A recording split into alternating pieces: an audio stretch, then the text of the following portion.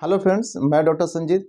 आज हम डिस्कस करेंगे इंटरनल और एक्सटर्नल स्फिंक्टर्स के बारे में। डियर डॉक्टर्स, जैसा कि हम जानते हैं, जब हम LIS यानी लेटरल इंटरनल स्फिंक्टरटॉमी करते हैं तो इंटरनल स्फिंक्टर्स का लेस देन 30% जब हम कट डाउन कर देते हैं तो हमारा फिशर का पेशेंट ठीक हो जाता है। इसी तरह जब हम हाई एनल या लो एनल फिशुला की बात करते हैं तो हम देखते हैं कि जब हमारा फिशुला का ट्रैक स्फिंक्टर्स के ज़्यादा से ज़्यादा फाइबर को इन्वॉल्व कर लेता है तो हम उसे हाई एनल फिशुला कहते हैं। और जब हमारा स्फिंक्टर्स के फाइबर्स कम से कम इन्वॉल्व होते हैं या नहीं इन्वॉल्व होते तब उनसे हम लो एनल फिशुला कहते हैं। तो डियर फ्रेंड्स, एनल कैनाल के बाद जो सबसे पहला स्ट्रक्चर पड़ता है उसे हम इंटरनल स्फिंक्टर कहते हैं, और एनल कैनाल के बाद इंटरनल स्फिंक्टर के बाद जो दूसरा स्ट्रक्चर हमें मिलता है उसे हम बोलते हैं एक्सटर्नल स्फिंक्टर्स। तो इंटरनल स्फिंक्टर और इंटरनल स्फिंक्टर का हमारे शरीर में बहुत बड़ा रोल है, क्योंकि ये इंटरनल और एक्सटर्नल स्फिंक्टर हमारे एनल कैनाल के टोन को मेंटेन करने में हेल्प करते हैं। तो आइए हम देखते हैं हमारा इंटरनल स्फिंक्टर और एक्सटर्नल स्फिंक्टर कैसे बना हुआ है, इसका क्या इम्पोर्टेंस है हमारी रोल में, हमारे बॉडी में। तो थोड़ा सा मैं एनल कैनाल के बारे में डिस्क्राइब कर दूं। ये हमारी एनल कैनाल है। एनल कैनाल लगभग 4 सेंटीमीटर की होती है, जिसके ये उसके बाद एक रिंग मिलती है जिसे हम एनोरेक्टल रिंग कहते हैं। इसके ऊपर के स्ट्रक्चर को हम रेक्टम कहते हैं। रेक्टम के बगल में जो ये लाइन देख रहे हैं, ये इसकी सर्कुलर मस्कुलर लेयर है। यही सर्कुलर मस्कुलर लेयर जब नीचे की तरफ आती है तो हिल्टल लाइन तक आती है। ये जो लाइन है वो क्या है, वो हिल्टल लाइन है, और ये जो है वो डेंटेट लाइन है। हिल्टल लाइन तक ये जो सर्कुलर लेयर ऑफ जो मस्कुलर लेयर है ये आती है। इसी को हम इंटरनल स्फिंक्टर कहते हैं। Internal sphincter is a continuation of the circular muscle of rectum, और ये कहाँ तक आती है, जो वाइट लाइन या हिल्टल लाइन तक आती है। इसका बहुत बड़ा इम्पोर्टेंट रोल है, अभी हम आगे डिस्कस करेंगे। ये अप टू हिल्टल लाइन तक आती है। ये कंपोज्ड ऑफ स्मूथ मसल, ये जो इंटरनल स्फिंक्टर है it is a composed of smooth muscle, यानी ये जो स्मूथ मसल से बनी हुई होती है। जो स्मूथ मसल्स होती हैं वो इनवॉलेंट्री इन नेचर होती है, because it is supplied by autonomic nerve. तो ये जो है कंपोज्ड होती है स्मूथ मसल की।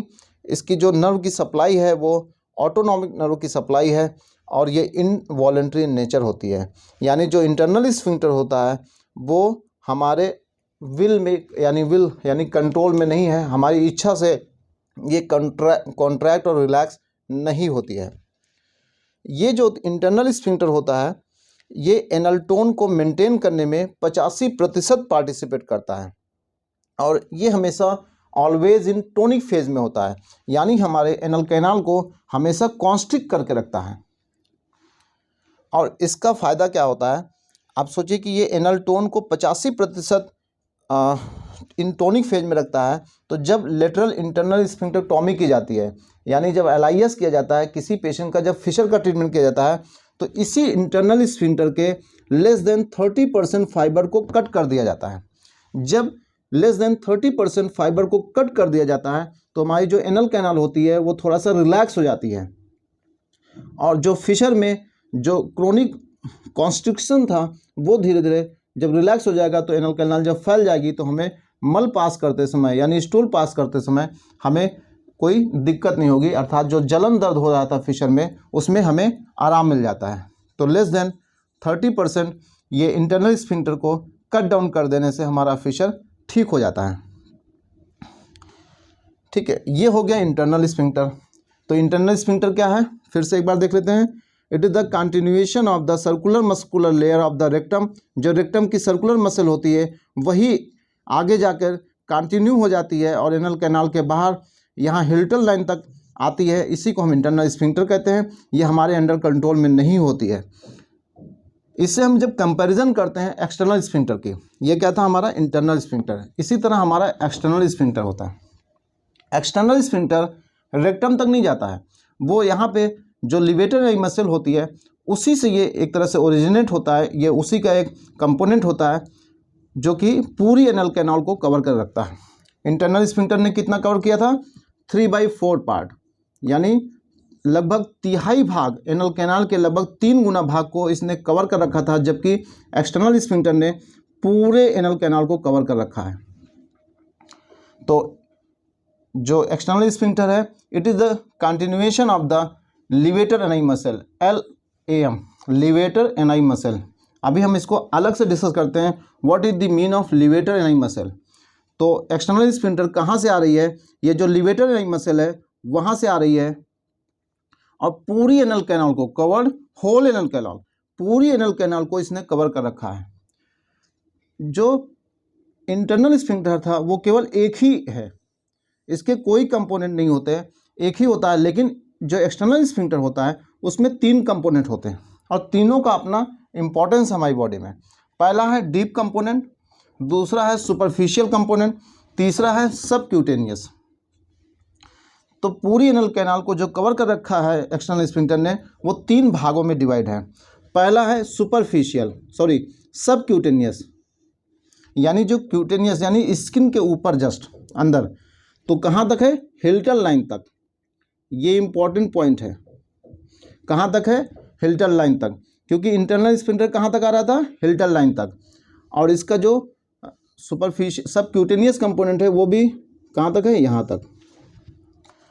इसके बाद क्या है? ये है सुपरफिशियल, जो रेड कलर का आप देख रहे हैं, और पास से दिखाइए, जो रेड कलर का ये कंपोनेंट है इसको बोलते हैं सुपरफिशियल। सुपरफिशियल जो कंपोनेंट होता है एक्सटर्नल स्फिंक्टर का, ये हमारी एनस को, एनल कैनाल को एक जगह स्टेबल करने में हेल्प करता है, क्योंकि जो सुपरफिशियल कंपोनेंट होता है वो पीछे रीढ़ की हड्डी यानी पोस्टीरियर साइड में एनोकॉक्सिजियस लिगामेंट से जुड़ा होता है, और आगे की तरफ एंटीरियर साइड में ये पेरिनियल बॉडी से जुड़ा होता है, वो अभी मैं दिखाता हूँ। तो जिसकी वजह से हमारी एनल कैनाल एक जगह स्टेबल रहती है। उसके बाद है डीप कंपोनेंट। जो deep component of external sphincter होता है, ये आगे जाकर ये जो लिवेटर एनाई मसल होती है, ये जो लिवेटर एनाई मसल का एक कंपोनेंट होता है प्यूबोरेक्टालिस मसल। प्यूबोरेक्टालिस से जाकर ये वहाँ पे मर्ज हो जाती है। ये डीप कंपोनेंट ये प्यूबोरेक्टालिस मसल से जाके क्या हो जाती है? मर्ज हो जाती है। और यही प्यूबोरेक्टालिस मसल और लिवेटर एनाई मसल मिलकर एनोरेक्टल रिंग का फॉर्मेशन करती हैं। ठीक है, तो यानी जो डीप कंपोनेंट हुआ वो एनोरेक्टल रिंग के बनाने में हेल्प करता है। ऐसा नहीं है कि इंटरनल स्फिंक्टर एनोरेक्टल रिंग बनाने में फ़ायदा पार्टिसिपेट नहीं करता है। ये चूँकि इंटरनल स्फिंक्टर को अगर हम मोर देन 30% भी कट कर दें तो हमारी एनोरेक्टल रिंग उतना डिस्टर्ब नहीं होती जितना हम एक्सटर्नल स्फिंक्टर को अगर कट कर दें तो होता है। आपने सुना होगा कई बार कि जो हमने मलद्वार का ऑपरेशन किया और पेशेंट ने मल को होल्ड करने में असमर्थ हो गया, तो क्या हुआ? यानी हमने क्या कर दिया? हमने एक्सटर्नल स्फिंक्टर के ज़्यादा से ज़्यादा फाइबर को कट कर दिया। यानी मोर देन 30% अगर आपने इस एक्सटर्नल स्फिंक्टर को कट कर देंगे तो मल को रोकने की क्षमता वो हमारी खत्म हो जाएगी, यानी इनकॉन्टिनेंस ऑफ फीकल मटेरियल हो जाएगा। ठीक है, अब एक्सटर्नल स्फिंक्टर के 3 कंपोनेंट हो गए। जो एक्सटर्नल स्फिंक्टर होता है, जैसे इसमें आपने इंटरनल स्फिंक्टर में देखा था, it is composed of smooth muscle. जो इंटरनल स्फिंक्टर थी वो किससे कंपोज थी? स्मूथ मसल की। लेकिन जो एक्सटर्नल स्फिंक्टर है वो स्ट्राइटेड मसल से कंपोज होती हैं। किस मसल से? स्ट्राइटेड मसल से। जो स्ट्राइटेड मसल्स होती हैं वो सप्लाइड बाई, जैसे इन्होंने क्या किया, ऑटोनॉमिक नर्व से सप्लाई हो रही थी। जो एक्सटर्नल स्फिंक्टर था, मैं यहाँ पे बना देता हूँ, जो एक्सटर्नल स्फिंक्टर है वो क्या है? वो कंपोज्ड ऑफ है स्ट्राइटेड